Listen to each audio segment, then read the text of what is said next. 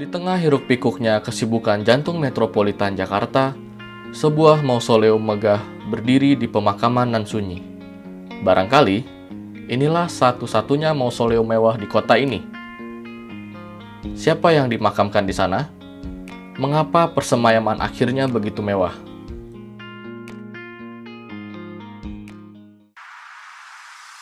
Ogeko atau Ko Un-gyok ini adalah anak daripada Lieutenant Tituler Ko Cheng-ki.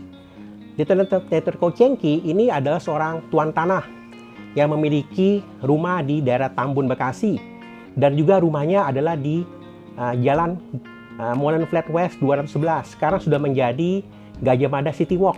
Sebelumnya itu adalah disewakan kepada Kedubes RRT. Ya, jadi kalau dikatakan Ko Un-gyok ini adalah generasi Tionghoa keempat, ya. Karena kakek buyutnya itu datang ke Pulau Jawa itu sekitar tahun 1769 atau 1770. Ya, itu berasal dari provinsi Fujian di kota Longxi. Ya, sekarang kota Longxi itu sudah tidak ada karena itu dia sudah merger dengan kota Haicheng. Sekarang menjadi namanya kota Longhai. Kalau kita melihat mausoleum ini, ya mausoleum ini selesai dibangun pada tahun atau diresmikan pada tahun 1931. Ya, mausoleum ini menggunakan bahan granit import, ya. Jadi granit hitam import ya, dari Italia. Arsiteknya pun juga seorang Italia bernama G. Rasina. Ya, jadi seorang kontraktor bangunan yang sebagai arsitek tentunya kita bertanya ya, mungkin mausoleum ini dibangun oleh siapa dan apa tujuan mausoleum ini dibangun, ya. Dari hasil penelitian saya selama beberapa tahun itu, saya mendapat sebuah kesimpulan kalau mausoleum ini dibangun memang ya oleh istrinya sendiri, yaitu Meifro Ogeko. Karena dia sudah janda, maka menjadi Meifro Wedue Ogeko. Ya, dia mengikuti nama suaminya. Karena kalau nama kelahirannya adalah Lim Sanyo. Ya, jadi dibangun oleh istrinya sendiri. Ya, jadi Ogeko sendiri ini meninggal di Ragas. Ya, Ragas itu suatu kota di Swiss. Jadi Ogeko ini sudah seorang warga negara Belanda. Jadi sudah naturalisasi sebagai warga negara Belanda. Ya, pada masa itu ya tidak mudah ya bagi seorang penduduk Tionghoa di Hindia Belanda untuk menjadi seorang warga negara Belanda. Ya, tentunya saya rasa bukan hanya pertimbangan uang saja ya, tapi juga ada pertimbangan bagaimana dia punya kebaikan, lalu dia punya jasanya untuk kerajaan Belanda bagaimana, lalu apakah dia punya jasanya untuk Hindia Belanda bagaimana. Karena kalau kita melihat jasa Ogeko bagi kerajaan Belanda, ya, karena dia pertama kali sekolah Holland Chinese School itu didirikan tahun 1908, itu adalah menggunakan rumahnya Ko Un-gyok di daerah Pinangsia. Jadi kita kan mengetahui pada masa itu kan pemerintah Belanda kan mulai melakukan namanya politik etis, ya, atau politik balas budi kepada rakyat negeri jajahan. Salah satunya adalah melalui pendidikan. Jadi dimulai dengan dibangunnya sekolah-sekolah.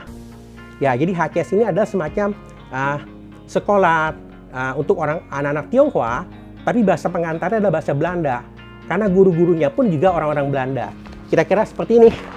Ya, kalau kita melihat sekolah HCS, ini ada kira-kira seperti ini. Ini adalah salah satu sekolah HCS. Salah satu bentuk sekolah Holland Chinese School. Jadi ini selevel dengan tingkat sekolah dasar pada zaman sekarang. Ya, kenapa? Karena pada masa itu ya tidak sembarangan orang tuh bisa masuk sekolah HCS ya kalau tidak bisa berbahasa Belanda secara baik secara lisan maupun secara tulisan. Jadi kira-kira seperti itu.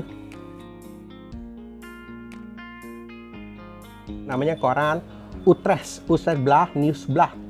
Ya, dia terbitnya tahun 24 September tahun 1932. Ya, jadi ini bahasa Belanda ya. Jadi saya terjemahkan langsung ya. Jadi adalah mausoleum Tionghoa yang berada di Batavia. Jadi ini menghabiskan biaya kurang lebih, ini dalam bahasa Belandanya adalah 500.000 gulden. Jadi 500.000 gulden itu adalah 500.000 gulden. Jadi pada masa itu satu nilai gulden itu sama dengan separuh US dollar ya. Jadi kalau 500.000 gulden itu sama juga dengan 250.000 US dollar. Ya, kita bisa bayangkan kan, kalau 250.000 US dollar itu dikalikan dengan kurs rupiah sekarang ini, yaitu kira-kira sekitar sekarang ini saya baca satu kurs rupiah ke dolar itu kan sekitar 14.000. Jadi kalau 250.000 US dollar itu sekitar 3,5 miliar rupiah untuk abad 21. Jadi itu biaya yang dihabiskan oleh istrinya Ko Eun Geok, yaitu Lim San-yeol, untuk membangun mausoleum ini untuk sebagai dedikasi kepada suaminya. Hal ini sangat terjelas karena di dalam batu nisannya pun tertulis dalam bahasa Belanda itu kata Hewit. Hewit itu artinya dedikasi.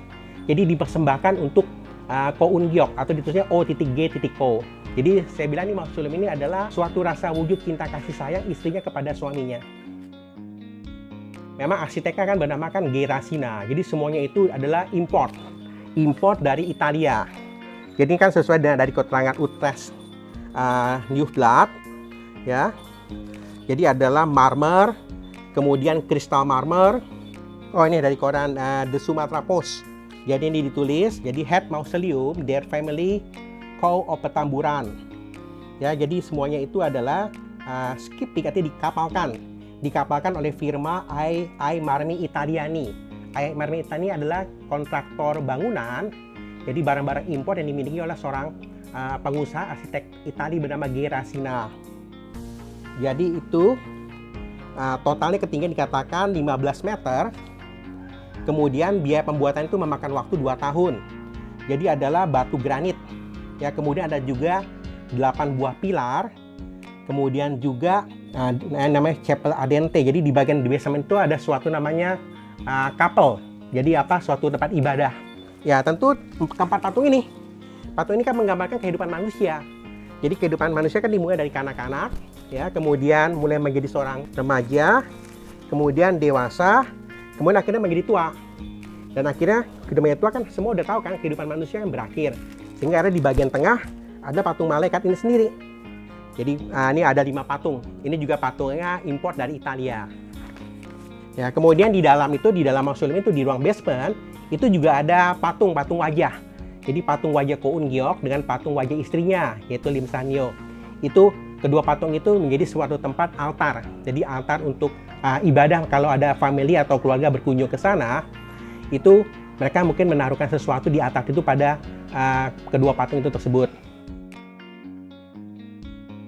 Kalau orang Tionghoa itu kan selalu sisi suami kita dari depan, ini kan suami kan sebelah kanan, istri sebelah kiri. Ini kan juga sama seperti posisi pengantin kan. Kalau pengantin kan selalu posisi istri kan kita ngeliatnya kan di arah kiri. Nah ini jadi sahabat semit jadi kayak seperti kuburan kalau suami istri berdua pasti posisinya begini. Ini nggak jadi masalah apakah istrinya meninggal duluan atau suaminya meninggal duluan, pasti posisinya begini. Tapi kalau ini kan kebetulan ya suaminya kan meninggal duluan, jadi posisi sebelah sini. Jadi kan suami kan meninggal kan tahun 1927. Kalau istrinya kan meninggal tahun 1957. Jadi kita bisa bayangkan ya dari tahun 27 sampai tahun 57 selama 30 tahun ya dia begitu sangat mencintai suaminya. Ya pada awalnya mausoleum ini kan begitu sangat bagus ya, indah sekali. Ini begitu dikagumi oleh masyarakat Batavia pada masa itu, bahkan Gubernur Jenderal Hindia Belanda yang berada di Batavia juga kagum juga sama mausoleum ini. Jadi ketika awal tahun 1930-an nih mausoleum ini pernah di syuting. Jadi waktu itu kan filmnya kan hitam putih. Jadi bioskop-bioskop di Jakarta sebelum pemutaran film itu ada namanya kalau sekarang istilahnya itu film pembukaan menggambarkan syuting daripada mausoleum ini. Ko mewariskan kisah di balik kemegahan mausoleumnya kepada kita. Namun, sebuah penanda zaman yang megah ini seolah terabaikan perlindungan cagar budaya. Akankah ia lestari sebagai bagian riwayat jejak peranakan Tionghoa di Jakarta?